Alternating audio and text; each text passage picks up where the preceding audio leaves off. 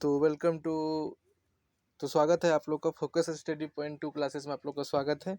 तो आज हम इस वीडियो में 10th क्लास का टॉपिक लेंगे जो टॉपिक है प्रकाश के अपवर्तन का नियम तथा स्नेल के नियम के बारे में जानेंगे। ठीक है, तो चलिए तो स्टार्ट करते हैं। इससे पहले अगर आप लोग देखना चाहते हैं तो वीडियो को मैं 10th यानी कि 10वीं क्लास की मैंने बहुत ऑब्जेक्टिव भी कराए हैं फिजिक्स का, यानी कि भौतिकी का ऑब्जेक्टिव भी कराए हैं और कुछ सब्जेक्टिव क्वेश्चन भी कराए हैं जो कि 2026 एग्जाम में इंपॉर्टेंट होगा। तो आप लोग जरूर उस वीडियो को देखिएगा।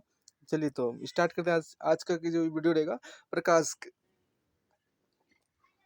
अपवर्तन का नियम तथा स्नेल का नियम। ठीक है, चलिए प्रकाश के अपवर्तन का नियम देखिए। पहला प्रकाश का देखिए अपवर्तन का दो नियम है। ठीक है, पहला नियम कहता है कि आपतित किरण आपतित किरण अपवर्तित किरण तथा अभिलंब तीनों एक ही समतल में होता है। ये पहला नियम हुआ। ठीक है, दूसरा नियम क्या कहता है? आपतन कोण की जया अपवर्तन कोण की जया के अनुपात के एक नियतांक के बराबर होता है। इनकी एक नियतांक के बराबर होता है। एक नियतांक के बराबर लिखना चाहिए, बराबर होता है उसे प्रकाश का अपवर्तन का द्वितीय नियम कहा जाता है। इसी नियम को स्नेल का नियम भी कहा जाता है। क्या? इसी नियम को स्नेल का नियम कहा जाता है। ठीक है, चलिए तो अब जानेंगे स्नेल। इस तब आइए नेक्स्ट पेज में लेंगे।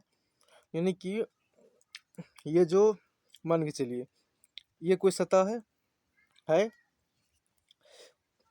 ये लंबवत है, इनके अभिलंब है। ये कोई इधर से प्रकाश आया तो क्या हो गया, इस जगह से टर्म ले लिया, यानी कि अपना माध्यम बदल लिया। ये माध्यम 1 हुआ, ये माध्यम 2 हुआ, माध्यम 2 हुआ। देखिए जब प्रकाश इधर से आ रही थी तो अपने सतह से माध्यम दूसरे ओर मुड़ गई। ठीक है, तो इसी को प्रकाश का अपवर्तन कहा जाता है। ये माध्यम 1 यह माध्यम 2 हो गया। माध्यम 2 के अपेक्षा माध्यम 1 के अपवर्तनांक। ठीक है, तो ठीक है, तो देखिए इस नियम में कहा गया ये जो कोण जो बना ये कोण को आई कहा गया। इनकी अपवर्तन कोण ये आपतन को सॉरी ये आपतन कोण ये अपवर्तन कोण हो गया। ये आर हो गया।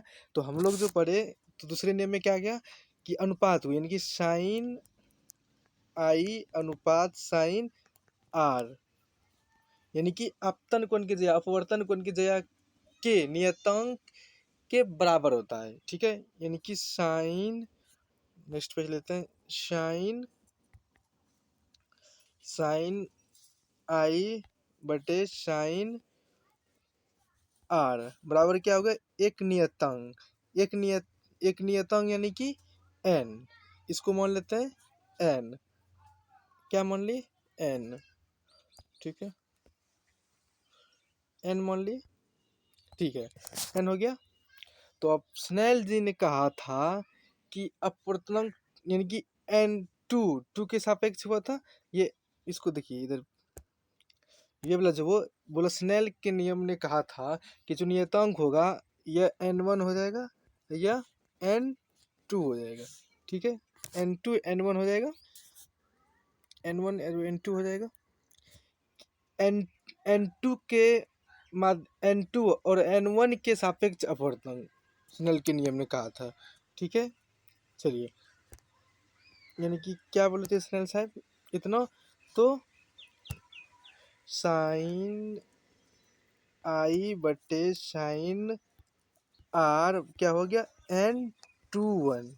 ठीक है, यही स्नेल के नियम में कहा गया था। ठीक है, जिसे देखिए कई बार क्वेश्चन बोर्ड में आ जाता है कि स्नेल को नियम को लिखे, यानी कि प्रकाश का अपवर्तन का दूसरा नियम को लिखे। ठीक है, लिख देंगे प्रकाश का अपवर्तन का दूसरा नियम की आपतन कोण की जया तथा अपवर्तन कोण की जया के नियतांक के बराबर होता है। ठीक है, एक नियतांक के बराबर हो जाता है। ठीक है, तो मैं आशा रखेगा आप लोग को समझ में आ गया होगा अपवर्तन का नियम तथा फिगर भी हम बताएं।